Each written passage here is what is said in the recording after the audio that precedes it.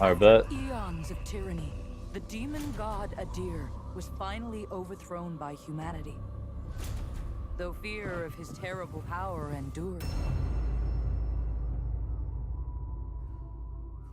And so was formed the hallowed sentinels.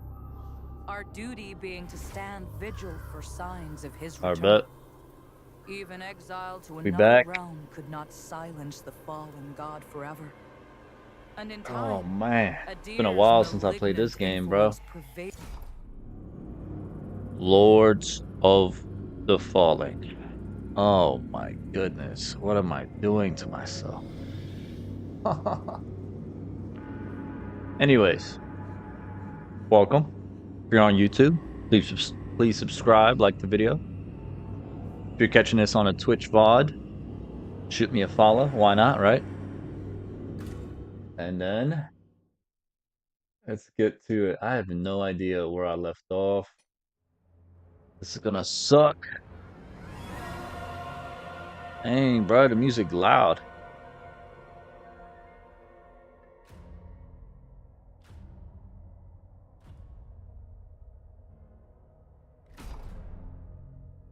Let's just hit continue and see where we are.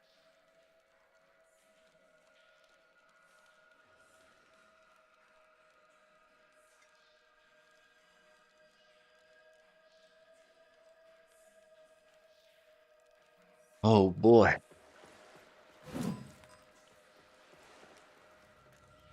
Probably put my camera down here.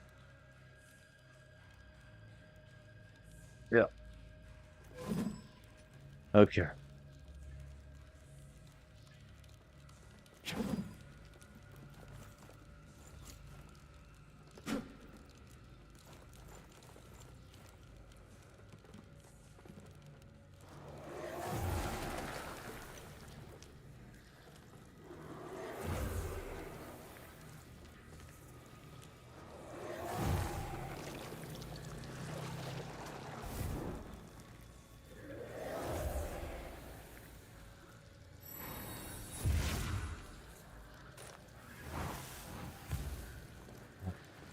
All right. All right.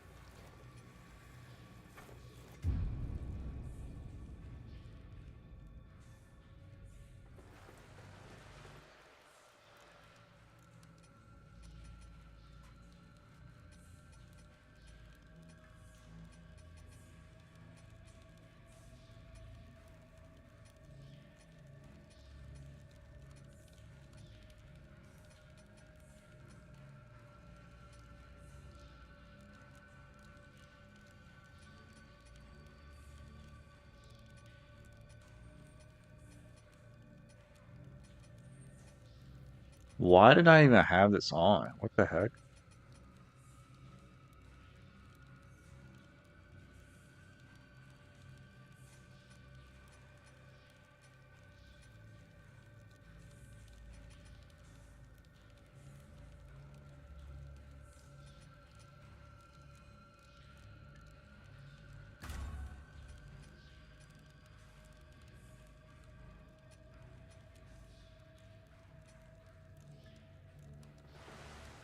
All right. Uh,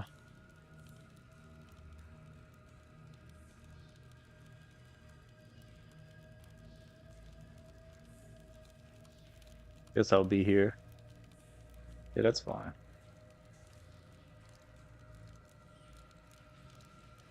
Yeah, that's fine. Dude, how in the world? What is heavy attack? This is heavy attack. Block. This is the backup. What does A do?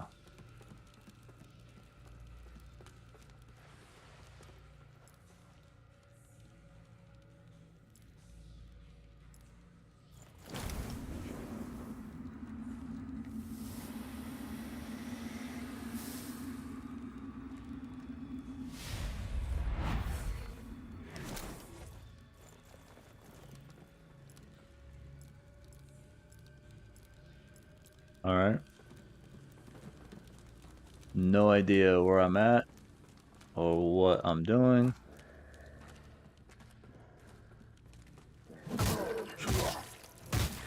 Man, my damage is... What? My damage is terrible. Hold on, did he take that much health from me? How do you sprint? Oh, okay.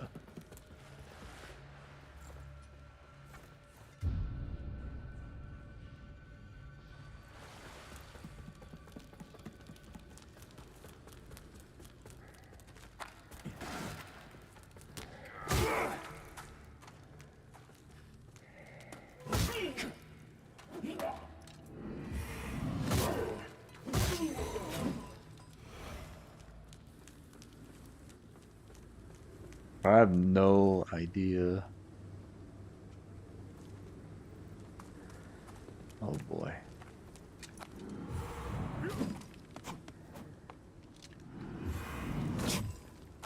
Nice. Dude, they hit so hard. It's insane.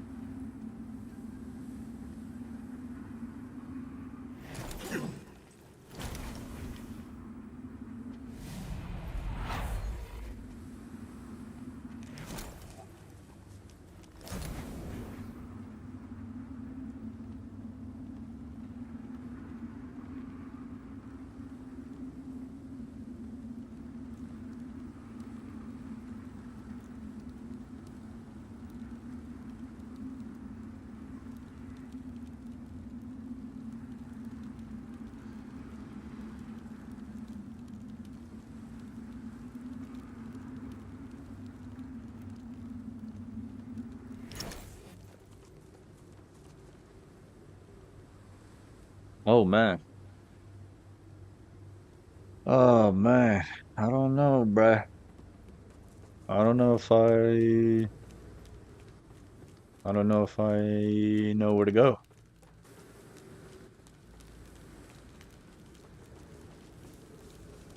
This guy seems really powerful.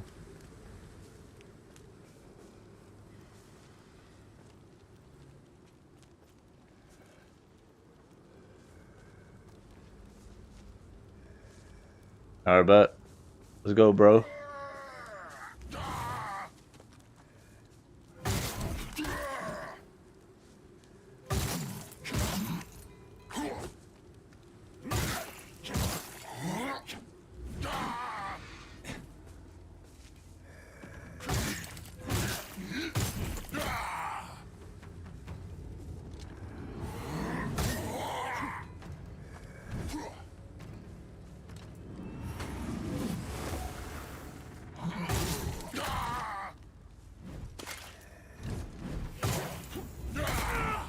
Ouch. That hurt. Ouch. That hurt.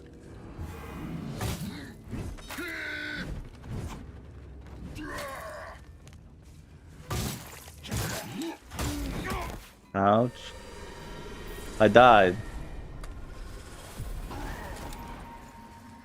I guess I'm not dead. What is this?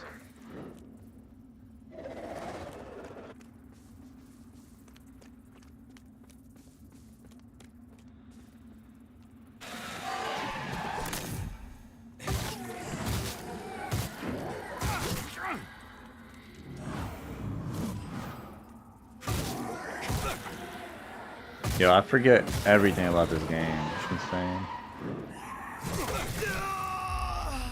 Oh, all right.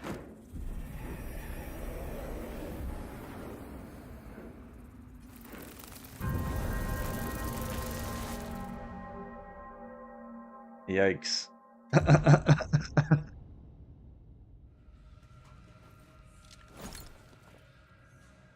Who is this guy? Hello again, friend. Hello, my friend. May your path be blessed. May my path be blessed.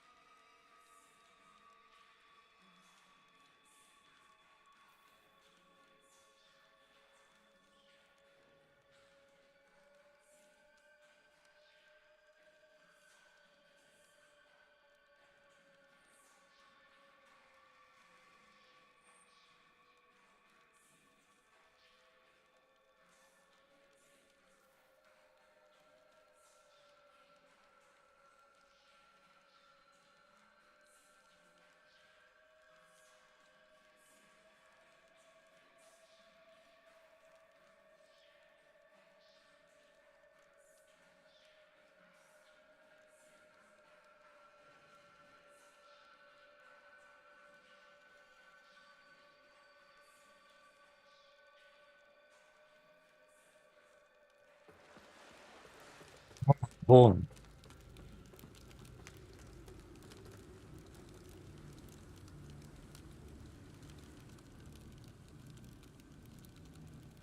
You imagine?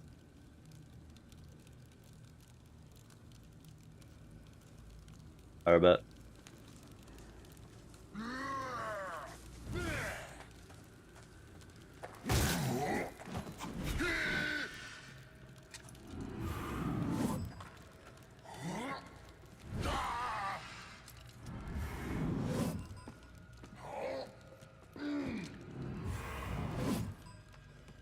Can I not like?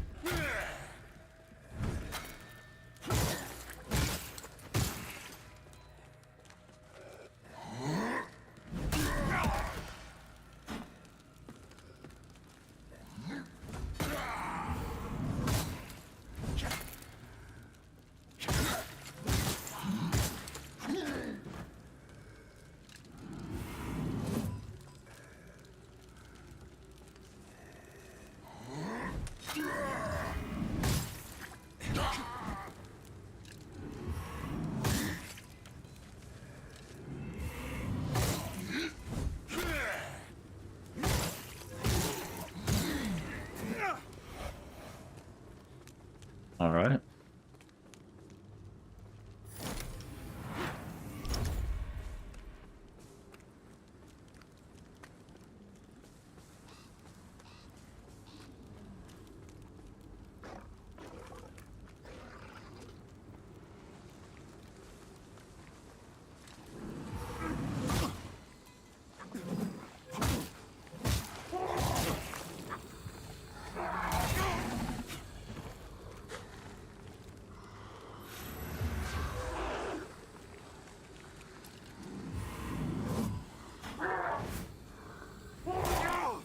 Holy crap, dude, that lunge was... Oh my goodness, what the fuck, man? Yo, this game is...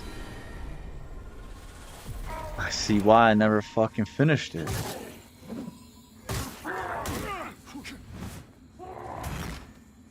Oh my god, and then you got this guy. Let's just run for it, bro.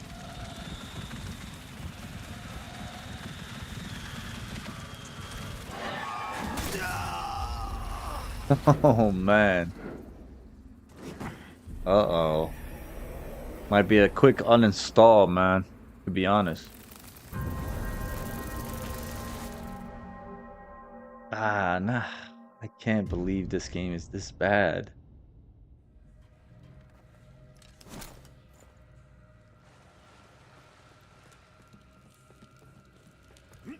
Let's go to a different area.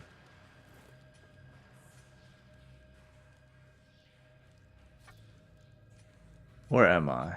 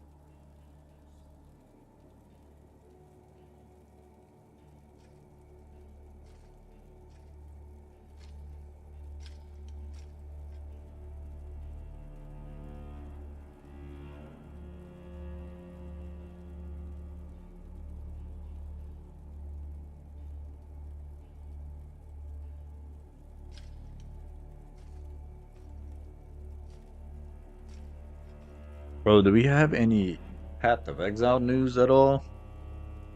Let's check.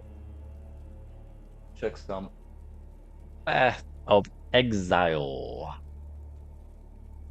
Path of Exile. Exile. Cheeseburger.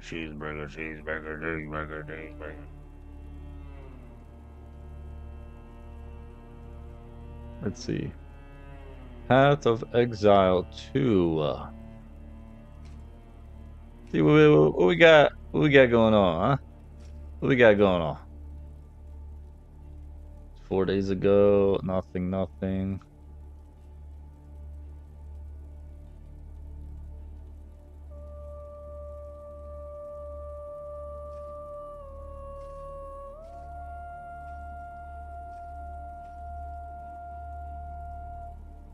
Damn, bro, nothing yet.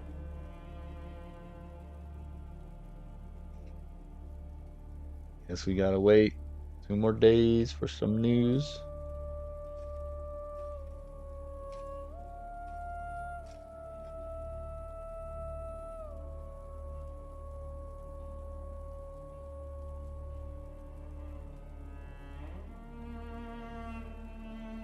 What is this?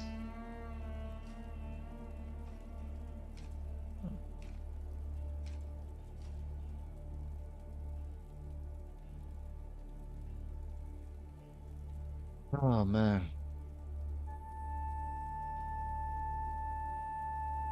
It's crazy, bro. I got on this game. What? Thinking it was better than before. Oh man. Ah. Ugh.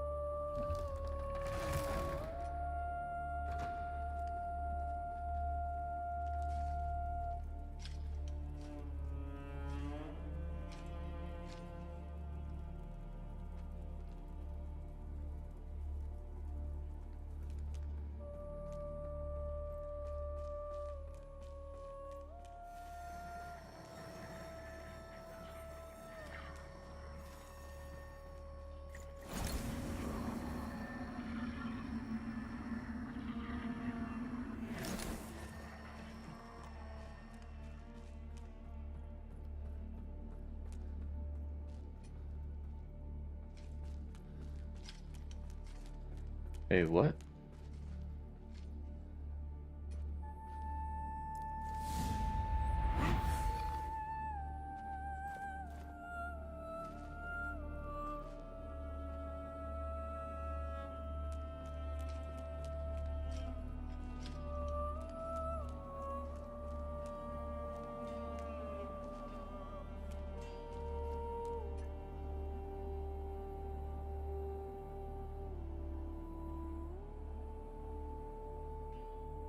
Mhm. Yeah.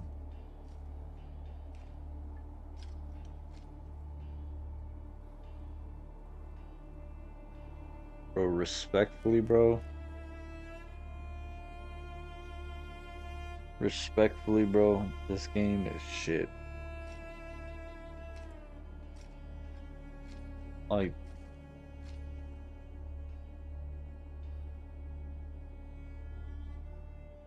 Like, bro, what, bro? This game is just straight garbage.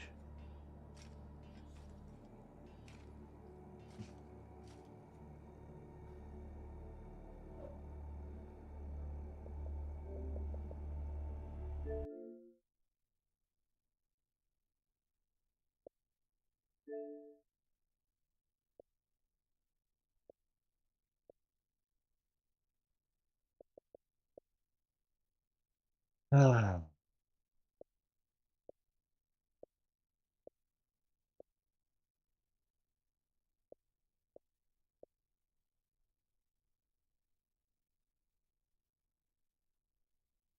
Can I play some Dead Space?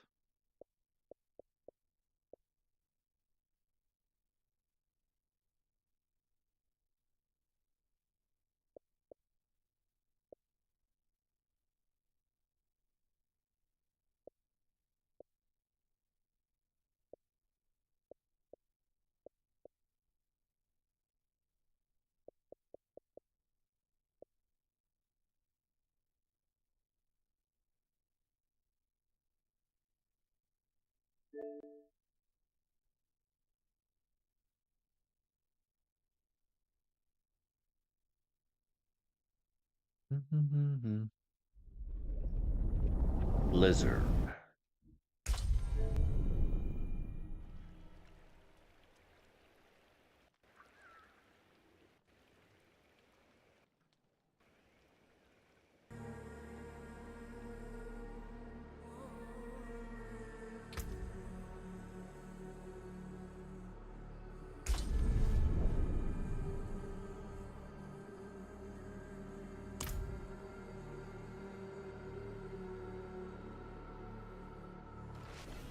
Oh, man.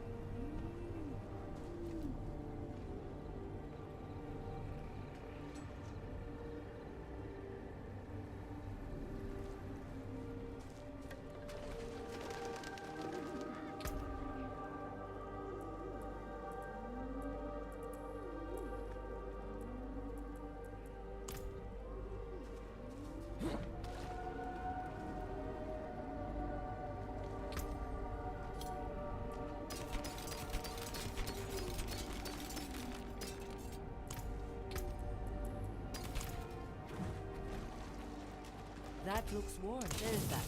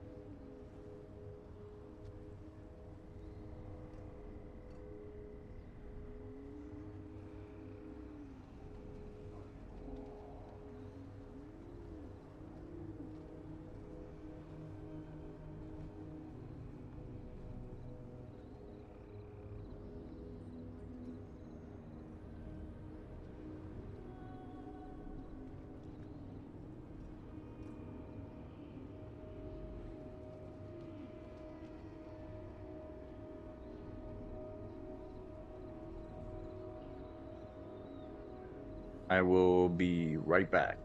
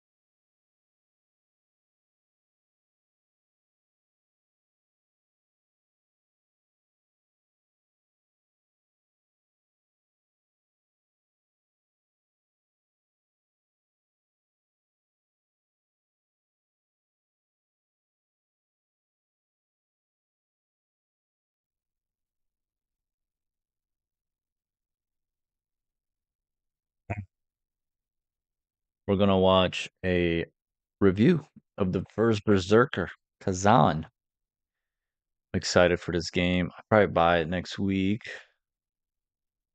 Yeah. Yeah, let's just check this out.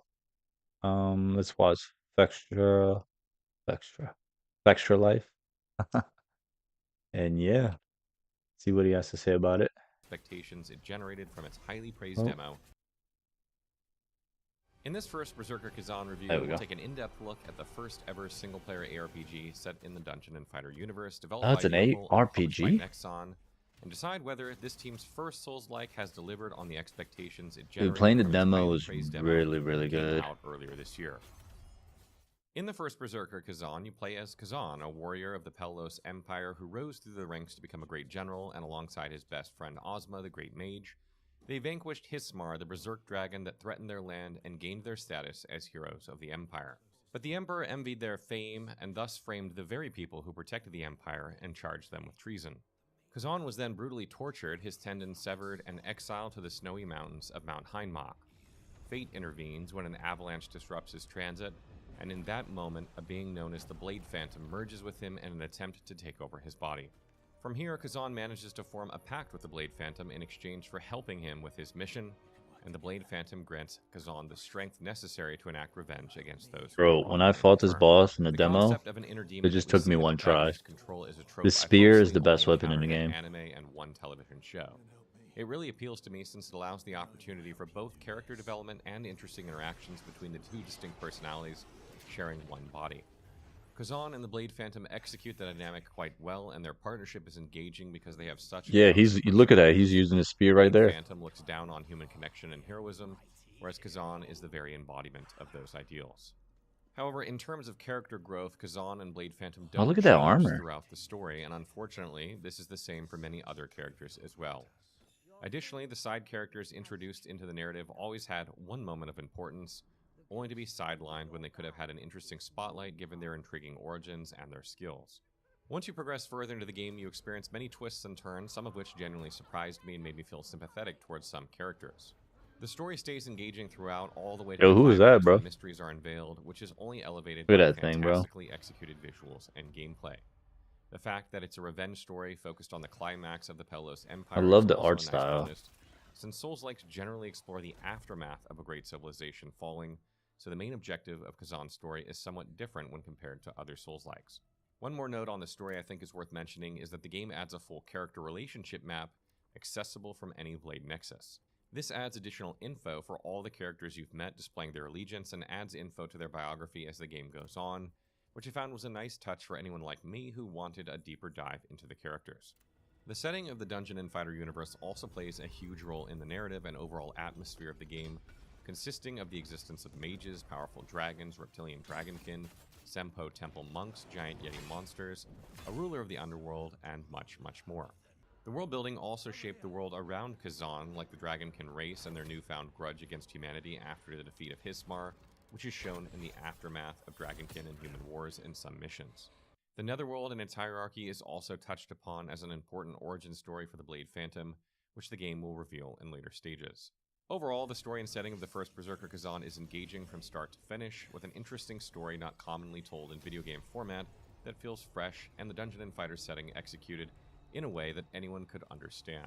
Unfortunately, character development is lacking, and some characters I would have liked to see more of were not expanded upon beyond their initial moments of glory, but the setting and the mysteries behind the plot kept me immersed the whole way. Although the first Berserker Kazan does here we offer go. an immersive story, the game definitely places much more emphasis on gameplay, streamlining some of the basic Souls-like mechanics to attract a wider audience while drawing significant inspiration from several Souls-like titles, especially Nioh. The strongest aspect of Kazan is Nioh. the I combat liked system, Nioh. which is arguably one of the best we've seen in the last I beat couple years Nioh of 1, but gaming, never perhaps only Nioh rivaled 2. by Stellar Blade. To begin, let's delve into the game's core structure and level design. It would not be a stretch to say that the first Berserker Kazan takes a lot of inspiration from other titles when it comes to the fundamental gameplay structure and level design. The main hub, known as the Crevice, exists in between the Netherworld and the Mortal Realm, serving as your fast travel point to missions. To travel, you interact with a Phantom Gate, which opens a map to the region along with mission details, recommended levels, and unlocked collectibles. Once you complete all main missions in a region, you unlock the staircase leading to the next Phantom Gate in the Crevice, and you repeat this loop for the full game. This hub structure is very akin to the Nexus from Demon's Souls with its archstones, while the mission selection is straight out of Nioh 2, which actually blends surprisingly well. This combination brings out the best of both games, the Demon's Souls style hub with the archstones that allows you to feel more connected with the NPCs. I did not and expect offers a that. sense of I safe thought it was like haven, an open while world the Nioh 2 game. style maps and missions provide clarity with mission info and segmentation, breaking the game into manageable objectives for players with limited time. However, I do wish the hub had more hidden elements or loot, as secrets and treasures always seem to be key elements in the Souls series, but the Crevice ends up feeling quite lackluster on that front. As for the actual missions in the game and level design, Kazan deceives you by starting incredibly linear and quite boring, but slowly and gradually eases into more complex and longer missions with verticality, shortcuts, missable content, and even hidden walls and secret bookshelf doors. Well, I I've know also where that both wall been is now. heavily inspired by multiple Souls-like titles such as the Burning Villages from Nioh, Sen's Fortress and an Orlando from Dark Souls, Sen's or even Fortress. classic Oh Miyazaki my Poison god. Swamps. I just had PTSD, Collectibles are bro. also present throughout levels with a few breakable red gems that can be exchanged for bonuses, and later on, Jarlings, who are showing off their Nioh inspiration loud and proud with zero shame, as they operate much the way Kodama did. There are even remnant corpses that have dialogue when you interact with them, and missions always end with a signature boss and a mission completed, so the devs may just be the biggest Nioh fans in the gaming industry. If I were to compare level designs between this game and other Souls-likes, Nioh I was a would say great this game, reaches so somewhere around a Demon's Souls level at its peak, which is unfortunately only the final two regions of the game. For a few missions, I can confidently say that it was an wait, what'd he say? Hold on. Always end with a signature boss and a mission completed. What did he say? May just be the biggest Nioh fans in the gaming industry. If I were to compare level designs between this game and other Souls-likes, I would say this game reaches somewhere around a Demon Souls level at its peak, which is unfortunately only the final 2 regions of the game. For a few missions, I can confidently say that it was an experience different from any other Souls-like. As for the rest though, it felt like I already knew all the tricks and traps from other titles they had been inspired by.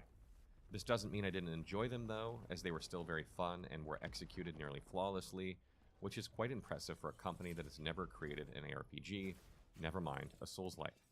Overall, the game structure is quite cleverly done, and mission level design starts weak but ends off very strong. Perhaps a bit too much inspiration was taken for the levels, but they were still very enjoyable nonetheless. Moving on from the game structure, let's finally talk about what we're all here for, the combat. The combat in this game is filled with tons of fresh ideas that would belong in a Devil May Cry title, Oh, that's instead tough. sneaking its way into a Souls-like game, and the results speak for themselves. Jeez, Gameplay bro. feels visceral with top-notch animation, sound effects, and hit-stop frames that all culminate in excellent, satisfying combat, which almost turns the game into a hack and slash. Damn. However, Might the have to use patience a sword and required axe. from bosses will humble you if you treat the game as such, forcing you to get good with parries and or dodging to truly master Kazan. They even have special burst counter moves, again straight out of Neo, which are also very satisfying and rewarding. Kazan has I found a remember nice that, dog. balance between the patience That shit was required from the crazy. player and the aggressive tools given Not to that you, boss so fight, fights but the aren't parry. too fast from players spamming and not respecting enemies, or too slow from excessive enemy attacks that heavily punish you. At the core of customization for the combat is of course leveling up. You acquire a Netherworld essence called Lacrima from corpses, defeating enemies and bosses that you can then use to level your stats, which aren't very different from other Souls-like titles. Additionally, you heal with Netherworld energy that replenishes at every checkpoint you activate. There are That's 3 cool different armor. weapon types you can choose from in the game: the dual wield, which has short range but swift and nimble attacks, the great sword with its hard-hitting and defensive moves, and the spear with long reach and insane multi-hit combos. All of these weapons have vastly different playstyles that completely change how you play Kazan, and almost make it look entirely different from one weapon to the other. At the core of this system is the skill tree, where there are very distinct skills and passive bonuses for each weapon, and a common skill tree for universal skills and passives. The engine of this system is Spirit, a resource you gain by attacking enemies and perfectly pairing them, which you can use to activate skills that you've unlocked in the skill tree. Skills will either be baked into your weapon combo, or be a separate input costing Spirit, or be part of a weapon move that also costs Spirit. It's very easy to start picking your favorites based on the feel and effectiveness by Bro, just the trying spear, skills and I'm moves out on telling you enemies, guys, and then changing it's around the skill best points weapon with in no the game. additional cost to try others. The only problem I would say with this skill tree system is that some skills will be fundamentally stronger than others, such as your Well, charged yeah. heavy attack, getting a damage boost, or just getting extra reach and a combo added on. But the game resolves any of these issues by also incorporating sets and skills acquired from full set bonuses from your gear. Gear in this game includes your weapon, helm, armor, gloves, leggings, boots, ring, Oh, this and guy's... necklace. The Whoa. only difference between the gear that you pick up are the set it's related to and the random attributes it rolls. You'll never find a weapon with higher attack damage than another, assuming that it drops at the same level in rarity. So the build customization in this game is generally from your chosen set and those random attributes. You can mix and match sets, but to acquire skills from the set, you generally need between 5 to 8 pieces. I won't be showing any of those acquired skills here because a huge part of the fun is just discovering them yourself, but I will say from personal experience that they are probably the flashiest, most powerful skills in the game, and I had tons Nice. of fun just discovering the different set skills by crafting them all. You can also equip Phantoms, which gives some passive buffs to your character to support your chosen skills, and these can be upgraded with discoverable items and XP as you progress the game. All in all, though, there is honestly not a ton of customization, which results in rather weak build variety. It's very streamlined to just be attribute bonuses, sets, phantom skills, and stats. Streamlining is not necessarily a bad thing, but to some extent, it does harm replayability and narrow the scope of possible builds. Overall, though, it's complex enough to keep you invested in your build every time you return to the crevice after a mission. The highlight is the secret skills you find on the sets. Lastly, for gameplay, let's talk about enemy variety. The pool is quite sizable, with over 80 different enemies spread across your playthrough, Oh, with wow. almost all of them boasting a unique moveset. There's also an arachnophobia mode to turn your spiders into creepy robots if you want, which I found quite funny. There will sometimes be That's lead enemies funny, in the mission dude. featuring a base enemy in Frenzy with extra health, and true to form, there's some very annoying enemies that will grow on you, just like our favorite Death Basilisks from Dark Souls. In terms of bosses, the main mission bosses are all unique and incredibly well designed. I spent hours doing no damage runs from How many most of them bosses because are it's there? just that fun. For the bonus missions, bosses are decent, being creative outtakes of the main bosses, and other times just being weaker copies of them. Moving on to design, the first Berserker Kazan is practically perfect in terms of optimization, with my game running at a very smooth 90 FPS on all max settings at 1440p, with an NVIDIA 3090 and an AMD Ooh, Ryzen fancy. 9 I have an 5950X. Xbox The Series graphics X. of the game are decent, but the real star of the show is the art style, with very good-looking cel-shaded characters and a perfect bleak color palette to nail the feeling of a gritty revenge story, heavily emphasizing the colors of black and red when interacting with anything related to the Netherworld or using skills in combat. In terms of audio, the soundtracks are great. They aren't on the level of Lies of P or Stellar Blade, but they work in making me hyped up for boss fights or dispirited when facing tragedy. The English voice acting is stellar, with well-known industry professionals who you probably know of making an appearance. Primarily Anthony Howell, who plays Margit in Elden Ring as Blade Phantom, Ben Starr, who plays Clive Rosfeld in Final Fantasy XVI as Kazan, and Holly Earl as Lilia from League of Legends. Is that our Firekeeper. Firekeeper Just a lady? few minor issues are keeping the design of Kazan from being perfect. Emphasizing the red I leaves, wonder some if it missions appear to is. seem washed out when exploring, which could be a design choice since the story is a bleak tragedy, but is still somewhat off-putting. Additionally, there were a few minor bugs in my playthrough, and there were a few rare frame drops in the last couple of missions, perhaps from 90 to 50 or 60 or so, but it didn't really impact gameplay at all. A player completely new to Souls-like games may take around 80 hours to beat the game on the normal difficulty, but the average Souls-like player will likely beat the game in around 40 hours and collect everything in 20, making the total 60 hours for a completionist playthrough. Okay, a little 40-hour game. Customization do harm that replayability somewhat, but playing with a different weapon will feel like a completely different experience. There's also a new game plus with additional items and loot to find, so a second playthrough is probably a must, but a third would be a stretch. When considering a game's price point, we take into account the amount of content available, the experience, impact, and the value of purchasing a game right away versus waiting for patches or a sale. Priced at $59.99 USD on both console and PC, the first Berserker Kazan is well worth your money for such a high production value product with some real passion behind it. You can tell these devs must have spent months analyzing and picking apart all the different Souls titles they took inspiration from, and though their first attempt may not have much unique from these titles, it's a fantastic starting point for their future games. Final thoughts. The first Berserker Kazan has been on my wishlist for over a year now. I remember being incredibly hyped to play the moment I saw the cel-shaded Souls-like trailer that almost looked like a Berserk game coming to life. So has the game lived up to the hype in my eyes? I would say absolutely yes. The game has everything I expected and wanted it to have. A dramatic and slightly edgy revenge story, visceral combat that feels like a fast-paced expanded version of Sekiro, and a fantastic art style with cel shading to give it that manhwa anime aesthetic. Despite That having invasion? interesting characters who No. make hardly any appearance and the lack of character development from Kazan and Blade Phantom, I still found myself enjoying the story for its plot-driven narrative, serving as an incentive enough to keep pushing forward through all the tough obstacles you face in the game. The excellent technical and visual aspects carry the main story with Reminds me of fantastic Monster boss Hunter designs World. and effects that make Wilds, I mean. climactic moments feel exceptionally dramatic. These bosses are also the most fun content the game has to offer, which was the main thing I was looking for in Kazan. It's just a shame that customization and thus replayability are slightly lacking, since I always found myself craving to spend more time in the crevice tinkering with my build, but I'm sure this could be expanded upon in future titles or maybe even a DLC. The big budget from the Dungeon & Fighter series really shows in this title, and it's an extremely solid game for $59.99, easily making it my second favorite game this year so far, just behind Monster Hunter Wilds. Wow. I highly recommend you. Cool. All right. I'm going to leave his link in the description below. Check out his video.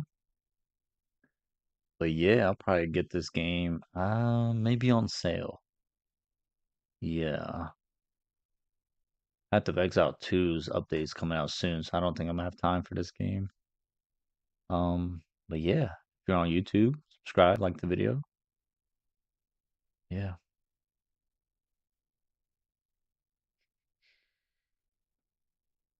All right. When does this come out? I forget. I keep forgetting.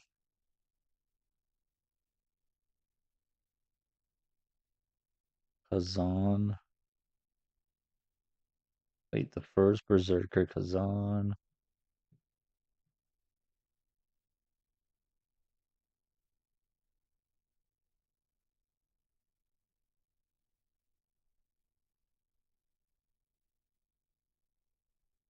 Okay, in 2 days, March 27th. Cool. Sounds good. Sounds good.